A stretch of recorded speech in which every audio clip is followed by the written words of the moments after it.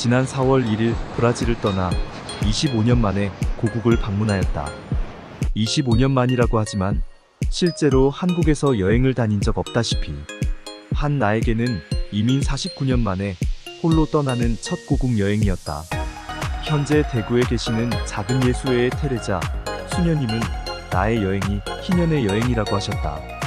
지금 시대는 얼마 전과는 전혀 달라 여행과 관련된 모든 호텔 예약이나 상품 구입, 그리고 택시와 버스 또는 기차와 같은 교통수단 이용의 핸드폰이 필수인 시대에 살고 있는데, 우리나라 대한민국은 이런 시스템이 다른 어느 나라보다 더 빨리 진일보한 것 같다. 잠시 브라질과 한국을 비교할 때 은행 업무와 관련된 이용 시스템은 브라질이 우리나라 대한민국보다 훨씬 더 우수한 것으로 보이는데, 수십 년 전부터 은행 업무와 관련된 시스템 개발은 브라질이 한국이나 미국보다도 훨씬 더 한 걸음 앞서 나갔다고 보면 된다.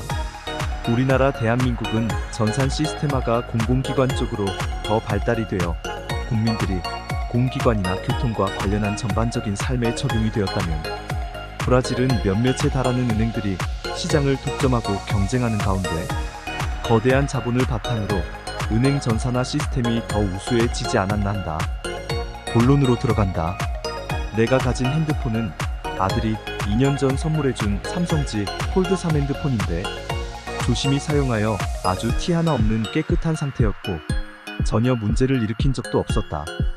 그리고 지금까지 10년 넘게 삼성 핸드폰만 줄곧 써왔는데 한 번도 삼성 핸드폰이 문제를 일으킨 적이 없는 좋은 핸드폰이라는 것에는 조금의 의심도 없다. 내가 사용하면서 느낀 삼성지 폴드의 큰 장점이라면 넓은 화면을 바탕으로 분할되는 화면의 편리함과 함께 넓은 화면으로 찍을 수 있는 우수한 사진 화질이었는데, 단점으로는 무게가 많이 무거운 것과 핸드폰이 접혔을 때 화면에 글자가 작아 타자 칠 때 조금 불편하다는 것이었다.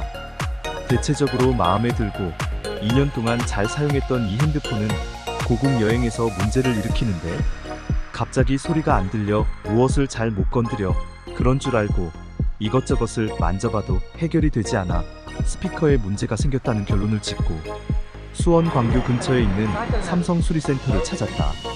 4월 15일 아침 수리센터를 방문한 날은 비가 주룩주룩 오는 날이었는데 5.5km 되는 거리를 아침 운동 겸 걸어갔다. 가는 길에 인상 깊었던 것은 아이들이 스스로 걸어서 등교하는 모습이었는데, 너무 보기가 좋아서 사진을 한 장 찍었다. 10살도 채 안 돼 보이는 여자 아이들 여럿이 우산을 쓰고 학교 가고 있었는데, 이런 모습은 브라질 사는 우리 한인들에게서는 벌써 오래전부터 볼 수 없는 아름다운 모습이 아닌가 한다. 나도 어릴 적 저렇게 등교를 하였지 하며 감회가 남달랐다. 브라질은 치안이 좋지 않아 브라질에 사는 한국인들은 아무리 짧은 거리라도 아이들 등 학교에 부모들이 꼭 동반하여 데리고 가고, 오기에 아이들이 혼자서 등교하는 모습은 거의 볼 수 없는 것이 현실이다. 또한 나는 5.5km나 되는 시내 거리를 마음껏 신경 쓰지 않고 걸어갈 수 있었는데, 브라질이라면 주위를 살피며 다녀야 하기에 우리나라에서 사시는 분들은 이것 하나 만으로도 행복한 곳에 사시는 것이라고 말해드리고 싶다. 삼성 수리센터에 도착하여 번호표를 받고 대기하는데 영업 시작 시간이 9시다.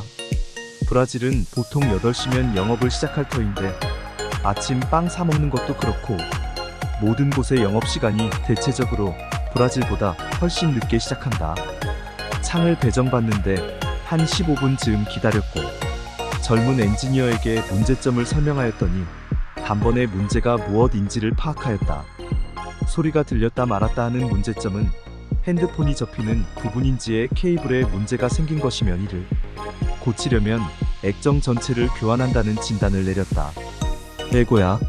문제는 해외에서 구입한 기기라 당장 고치지 못하고 해당 부품을 먼저 신청하는데 3주 걸린다고 한다.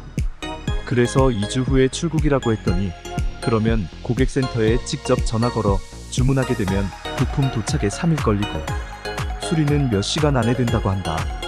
할 수 없이 그곳에서 해결하지 못하고 부품 번호를 알아와 고객센터에 직접 전화를 해서 고칠까 말까 생각했는데, 하루 이틀 지나자 핸드폰을 다 펼쳤을 때 화면까지 먹통되기 시작하였다.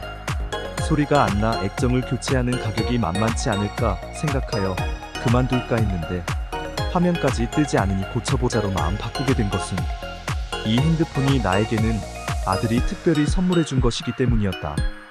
고객센터에 전화를 하는데 이것도 쉽지 않아 친구의 도움으로 잘 아는 삼성 핸드폰 판매점을 방문하여 부품을 주문하였는데 부품 가격만 70만 원 정도라고 한다. 액정 교체하는데 비싸게 들 것이라고 예상했지만 저 정도일 줄 몰랐다. 이러면 교체하는 것이 아니라 바꾸어야 한다. 부품 교체를 한다고 중고가 새 것이 될 리는 없고 또 문제가 생길 수밖에 없는데 폴더블 핸드폰의 근본적인 문제는 접히면서 액정 화면의 주름뿐 아니라 접히면서 내부에 연결되어 있는 모든 케이블선이 같이 움직여 여러 가지 문제점이 같이 생길 수밖에 없는 구조를 가졌다는 것을 알게 되었다. 사람들은 접히는 기기 반복이 얼마나 할 수 있을까? 접히고 펴졌다 할 때 액정 화면의 상태가 얼마나 오래 갈까 하였는데 거기에 추가로 같이 연결된 이런저런 케이블에도 문제가 생길 수 있다는 것이다. 액정 화면의 모든 부품을 일체형으로 연결시켜 놓아 거의 대부분의 수리를 액정 화면 교체로 대신할 수밖에 없는 폴더블 폰은 개인적인 생각이지만 기존 다른 핸드폰보다 문제가 생길 확률이 5배 이상 더 나고 고치는데도 수리비가 더 많이 든다. 그래서 돈과 시간이 남아 돌아가는 분들은 쓰셔도 다른 분들에게는 권하지 않는다. 큰 문제는 여행 중 나처럼 핸드폰에 문제가 생겨서 이를 교체할 수밖에 없는 상황에 놓이게 되는 것인데 나는 여행 중 핸드폰 고장으로 브라질의 은행 어플 사용은 물론 환자들과의 통신, 단절 등 너무 많은 불편과 함께 스트레스가 최고로 달했기에 이런 문제를 쉽게 발생시킬 수 있는 폴더블 핸드폰은 다시는 구매하지 않기로 생각했으며 혹시라도 구입을 하시는 분들은 이를 유념하시라고 경험을 공유해본다. 그러나 한편으로는 다행이라고 해야 하나?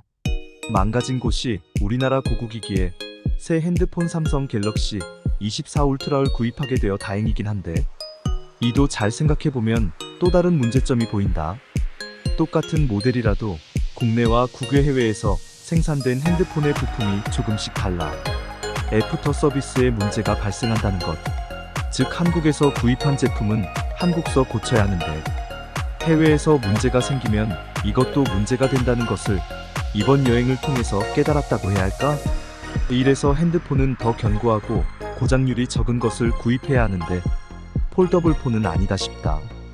여행은 돌아다니면서 많이 보고 깨닫는 것이 중요한데 이번 여행은 진짜 여러 가지로 많은 깨달음을 얻는 시간이 된 것 같다. 다음 편은 재외국민 주민등록증 발급과 관련한 에피소드에 대해 글을 올려볼까 한다. 오늘도 이 글을 보시는 모든 분들이 즐겁고 행복한 하루가 되시길 바라며